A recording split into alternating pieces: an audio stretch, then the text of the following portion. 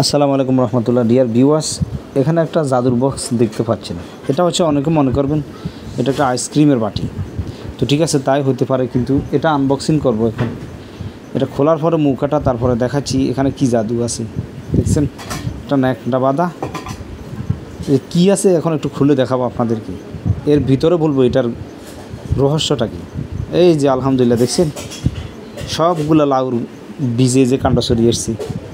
এটা হাইব্রিড লাল ধীরের একটা এই যে বীজ আমি কিনে আনছি বাজার থেকে। 100 টাকা নিচ্ছে 25টা বীজ মাত্র। এখানে 25টা গোটা আছে এখানে। তো কীভাবে করবেন তাই বলছি। এইরকম বীজ যখন বাজার থেকে কিনে আনবেন, আনার পরে আপনি রোদ্রে দিবেন 3-4 ঘন্টা, একেবারে রোদ্রে দিবেন। সেখান থেকে আরও 4-5 ঘন্টা এটাকে ঠান্ডা করবেন।